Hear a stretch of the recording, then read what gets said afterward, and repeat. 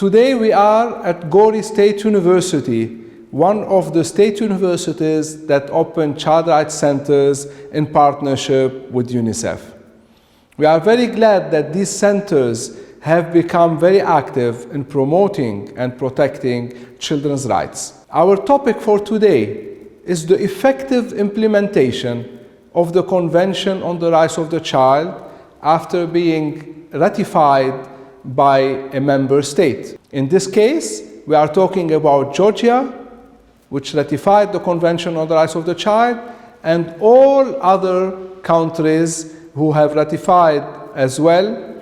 And what does it mean to have a meaningful implementation of the Convention after ratification? The first point to mention is the harmonization of the national laws with the Convention on the Rights of the Child, with the 4 general principles of the Convention and also with all the provisions. This means that not a single national law should be in contradiction with the provisions of the Convention. At the same time, not a single national law, not a single article of the national law should be in contradiction or against the spirit of the Convention, which is represented by the 4 general principles, which are non-discrimination in Article 2 of the Convention, the best interest of the child in Article 3, the right to life, survival and development in Article 6, and the right to participation in Article 12. These 4 general principles constitute the spirit and the main purpose of the Convention, and not a single article in the national legislation should be against this spirit of the Convention. So a country has ratified, then the country becomes a state party to the Convention, a member state of the United Nations organization, and a state party to the Convention, and the harmonization process should happen before ratification. However, in the international jurisprudence of international law, and in order to encourage states to ratify, it is possible also to continue the harmonization process of national laws with the Convention after ratification.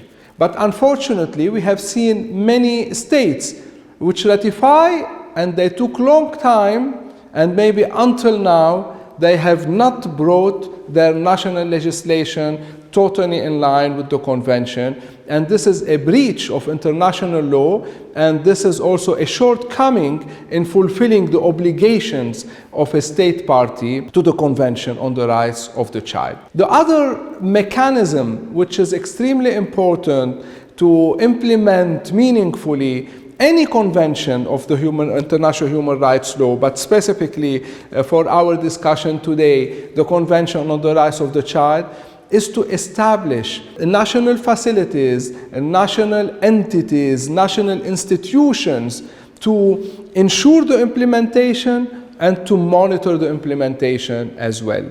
For instance, in Georgia, there is a commission on child rights which follows the implementation, and it is under the Prime Minister's office. At the same time, there is a council for the protection of children's rights, a permanent council at the Parliament of Georgia. So the Parliament and the executive branch, having both entities to monitor the implementation of the Convention, is extremely important. At the same time, civil societies, they also have a very important role in monitoring and in implementing, besides the governments, the Convention. So without an effective monitoring system, the Convention may never be implemented, and the articles of the Convention would remain ink on paper. This is what UNICEF wants to avoid everywhere, and this is how UNICEF supports the effective implementation of the Convention through building the capacity of the national stakeholders to understand first what the Convention is and to make sure that implementation takes place. And in terms of capacity building, UNICEF promotes the professional training, in-service training, and also the academic pre-service training of professionals. That's why in Georgia, UNICEF has an excellent partnership with the academia, and 7 state universities in the regions of Georgia have established child rights centers to promote children's rights and to protect children's rights. And these centers have just started now a new agenda, which is a research agenda, preparation of thematic studies on specific problematic issues that children are facing in the society. And this will bring these universities as real defenders of child rights. I would like also to mention today the international mechanisms for the implementation of the Convention on the Rights of the Child. And the main body for that is the United Nations Committee on the Rights of the Child, which is established according to the Convention on the Rights of the Child. It is explained in Articles 42 to 45 of the Convention, and it deals with the monitoring system, the international monitoring system of the Convention. And this committee meets 3 times a year in Geneva, and the 18 members, at the beginning it was 10 members, and the 18 members, they discuss the reports, the periodic reports, first the initial report, which is sent 2 years after ratification, and thereafter the periodic reports, which are sent every 5 years.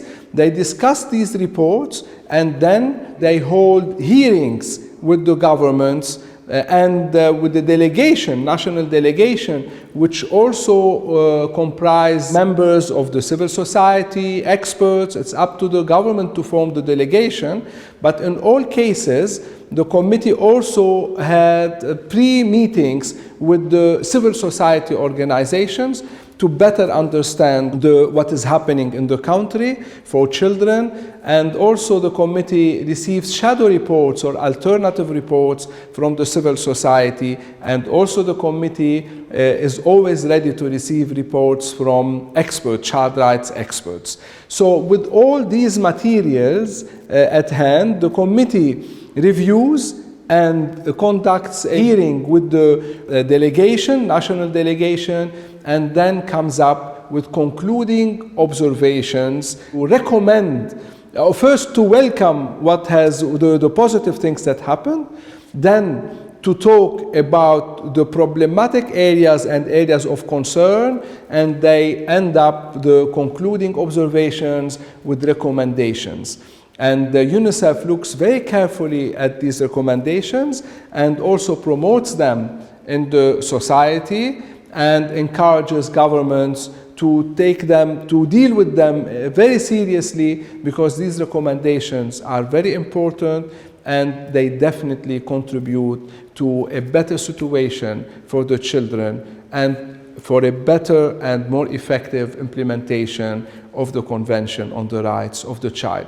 So Articles 42 to 45, they deal with all the technicalities of this committee, UN Committee on the Rights of the Child, and they mention specifically UNICEF, the United Nations Children's Fund, as a key agency to support the process of reporting and monitoring the implementation. Now, coming back a little bit to the articles of the Convention on the Rights of the Child, I would like now to mention specific articles which are very significant to the implementation of the Convention. Let me start with Article 4, which requests every state party to exercise their efforts to the maximum available resources to implement the Convention. And this means that the state party has to prioritize children and to really make children at the top priority of their national agenda, and to prove that they exercise their efforts to the maximum available resources. And if they don't have the needed resources to fully implement the convention, then they have to explain this at national level to the bodies responsible for monitoring the convention, like, for instance, a Council for Children's Rights, the Parliament of Georgia, and also when they meet with the United Nations Committee on the Rights of the Child in Geneva to explain how they exercised their efforts to the maximum available resources, and still they could not implement fully a specific article or a certain area of child rights. I would like to mention also Article 41, which is a very interesting article because it stipulates that if the state party has any laws, regulations which are at a higher standard of the Convention on the Rights of the Child, then the country should apply the higher standards. And this is an opportunity also to mention again that international human rights law is about minimum standards, and the Convention on the Rights of the Child sets the minimum standards on how to deal with children and how to uphold children's rights. So this means that every state party should have higher level of standards to make sure that children develop to their fullest. Let me wrap up by mentioning that many countries globally took very good, excellent initiatives to make sure that the implementation of the Convention on the Rights of the Child is very effective. And some countries, based on the convention and its implementation, released thousands of children from armed groups. Other countries improved the quality education. Inclusive education as well took place in many countries based on the effective implementation of the convention. In summary, I would like to mention that an effective implementation of the Convention on the Rights of the Child definitely brings very tangible and very positive results, changing positively the lives of children and their families. So that's why these implementation mechanisms and also creating mechanisms to monitor the implementation of the convention is extremely important. In the past, before the establishment of the treaty bodies in the UN system to monitor the implementation of international human rights conventions, before the establishment of many human rights monitoring mechanisms in the human rights in the UN system, the jurists used to say that international human rights law or international law in general is a law without teeth, because there were no mechanisms to effectively implement international human rights law.